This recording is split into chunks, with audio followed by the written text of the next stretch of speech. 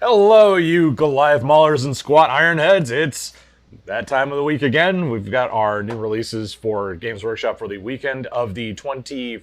24th. September 24th. Days, numbers, whatever. Yeah, September 24th is coming out. September 24th is coming out. All right, buddy. Do you remember the Goliath Maulers that come out on the 24th of September? I did not, which is really funny because I play Goliath and Necromunda. Unfortunately, we're going to save those for last because there's also dice! And everybody loves dice, right? Hey, so, dice. As far as dice go, we have, let's make sure they're on this camera. Yep. The Squat Ironhead Prospectors, which are kind of a bone color with gray. Yeah. We have the Ashwast's Vehicle Dice. Those are important. Yeah, that's actually probably the most important. Orlok Ashwaste Dice, which are gray and black. The Ashwaste Nomads Dice. Which are pea-colored.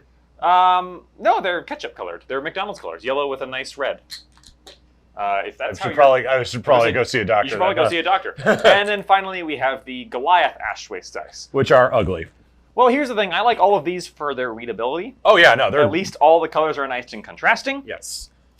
The faction dice are faction diced. Unfortunately, I play Nomads, but I don't really like the color combo of... No. Red and yellow doesn't say Nomads to me. No, it says... Ronald McDonald, yeah. I'm loving it. Copyright strike.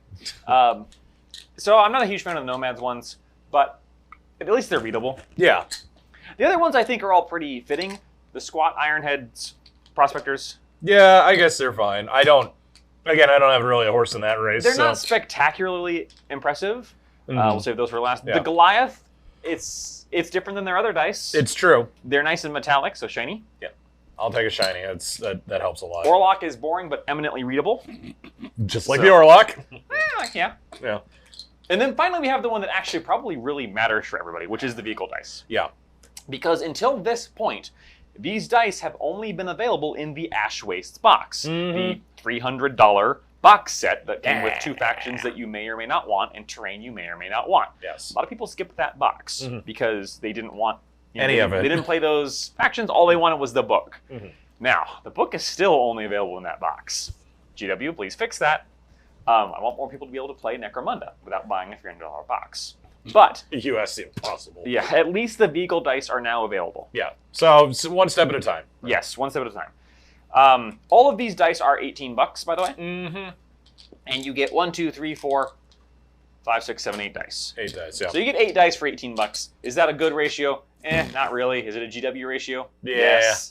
So it is what it is. So keep in mind, once again, that these, not only are they custom dice, they're also bespoke dice for a specific game. Yes. So, like, you knew what you were getting into at the time. Right, and I guess we should point have. out that you not only get a couple D6s, but you also get 2 injury dice. 2 injury dice, 1 firepower dice. 3 injury dice. 3 injury dice, 1 firepower dice, and 4 D6s. Yeah. Which is generally enough. 4 D6 is usually enough for any roll you're going to make in Necromunda. Yeah. You don't usually roll more than 1 D6 at a time. No. Except for maybe rapid fire. 2d6 rolls. Well, yeah, even rapid fire, you just roll more ammo dice. Right. Still I'm thinking like when you get like a bunch of hits off of them. Yeah, or melee. So like, and even then, you usually don't roll more than, I think prospectors are the only ones who are going to roll. If you fire one of your rapid fire 2 weapons and you get 6 hits, that's the only time you'll need more dice than that. Speaking of also exciting because it's also returning. Yeah. Goliath Tactics cards. Yeah. About time.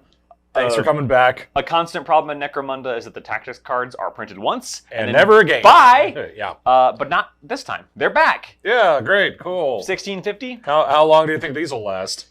This run, and then they'll be gone again. They'll be gone again. Yeah. We'll do this over and over until we all die. I was gonna say until we stop playing Necromunda, but that's not happening. Yeah, I was gonna say. Hey, we got a new book out. And here's the reason why we don't ever stop playing Necromunda. Yeah. We have the brand new Cinderak Burning. Sorry, the Aranthian Succession. Succession, yes. Cinderak Burning. They really should have called it the Aranthian Ascension because I like alliteration. Well, I think Succession is probably going to end up being more relevant. Probably. Because, so this book is kind of Necromunda catching up to the rest of 40k because the Great Rift happens, which is the huge, psychic gash that shuts off half the Imperium. I believe Cicatrix Maledictum, which translates to Giant Scar. Yes. Or Evil Scar. Yes, and then you have the Imperium Nihilus, which is Imperium that is cut off from everybody else. And Necromunda is affected by that huge outburst of chaos energy wakes some stuff up. The planet also gets heavily damaged, so knock, chaos calling. The power is going out. Yep. Chaos is rising, and Lord Helmar suffers an assassination attempt that puts him into stasis. He doesn't die, but he's in stasis. So now there's a power struggle going on in Necromunda for who's in charge. This is the first... clearly it's the Goliaths. Yeah, clearly it's Goliath on the color, right? For one thing, they're the biggest, and for another thing, they're on the cover. So this book has a couple things. It has the rules for the Goliath Maulers. Yep, need it. Which we're going to talk about here. We'll get to it. The Escher jet bikes. Also cool. Yeah. A few new bounty hunters. Which have you ever used a bounty hunter in Necromunda? In my Outcast team, yes. Okay. Well, maybe we should fix that in house ruling. Well, hey, there you go. A few new bounty hunters and a new campaign. Yeah. Specifically a new campaign. Yes. That's the important thing. The Succession campaign, which is about basically the first half of it. There's 2 halves. You start out with 2,000 credits, which is... That's a lot. Yes. So you start out with a lot of toys, but you're cut off from your house, which means you don't get to buy anything from your house list, and you don't get any new people at all.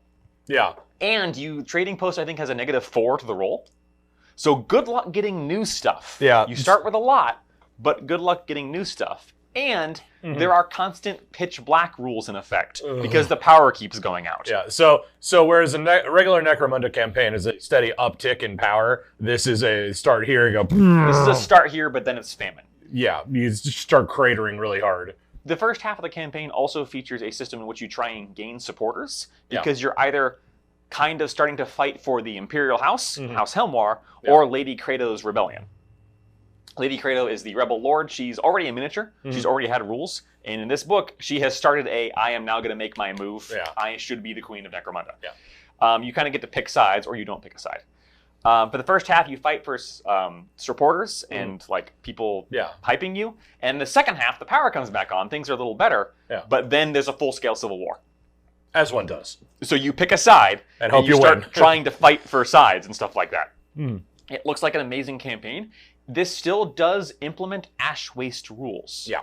I believe, unfortunately, it still calls back to Ash Waste rules, which are only in the Ash Waste book, which you can only get from the $300 box set, Broken Record. I wish they wouldn't do that. I wish they would just print them in the book. But here we are. Oh, but we have a PDF. Well, you shouldn't, technically. Book's $50. Yeah. I'm excited for this. I would love to play a Succession campaign after our current Ash Waste campaign is over.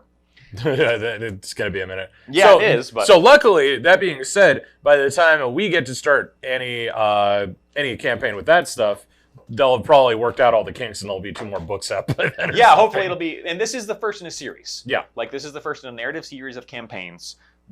It doesn't say detailing the downfall of Necromunda, but it does say detailing this entire Succession thing. Yeah. So, hey, you guys remember Psychic Awakening? Yeah, it's like that. Yeah.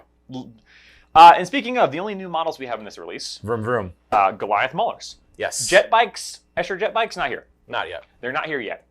We'll get them later. Yeah. But we do have the Goliath Maulers. Yeah, which are some pretty rad-looking So, they are a combination motorcycle with a tank tread on the rear. Yeah. Which means, among other things, they're half tracks. You get to pick what rules this uses for your advantage. It also has a pretty nice bonus to ramming something. As you would expect. Yes, because it's got giant spikes in the front. It's $47 for 2 of them.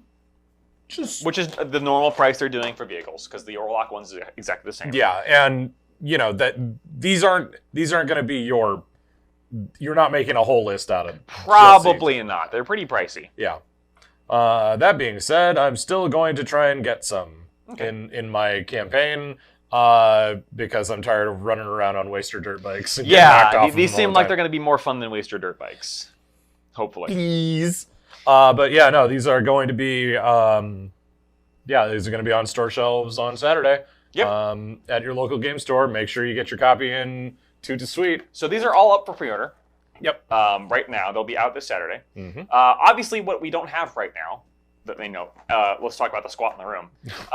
Leagues of Votann box is also coming out this Saturday. We have not received our copies yet. Nope. We will be doing a separate thing on that. It's a big thing. It's a big thing. We wanted to give some airtime to all the other wonderful, nice stuff. Yes. Which is to say, is just Necromunda. Because we're huge fans of Necromunda and we want to give it airtime. Shameless plug, play Necromunda. Yeah. Hey, did you know that there's a possibility in Necromunda to go an entire game without actually seeing your opponent? If you play Ash Waste, this. If you play Ash Waste, yeah. Yeah, technically, I guess I lost that game. You didn't lose. Necromunda just won. Yeah, well, the planet beat me. But yeah, I'm happy to see tactic cards back. I wish they would just keep printing the friggin' things. I wish they would just keep these in stock. Yeah. And I'm really excited for the book. Yeah, the book. I don't know if that's like day one perch for me, but it's definitely a. I need to pick this up and page through it, if for no other reason than the dang lore. It was a day one purchase for me. Well, so right, but you're also kind of like our campaign guy, so one of them. One of them. We'll see. Hopefully, Sean bought this book too. But that's all coming out this Saturday. Mm-hmm. Along with the Leagues of Votan, we will be putting something up for that probably after Saturday, unfortunately, because GW just hasn't sent us our boxes yet. Not that I'm bitter. If you're bitter, leave a comment and demand Leagues of Votan so we can take screenshots and send it to GW so they can ignore us. Yeah. But we won't ignore you. Yeah, if you're bitter, tell us about how you wrote it in the Book of Grudges so we can also ignore that because that's old world lore. Anyway. We'll see you next time. Take care.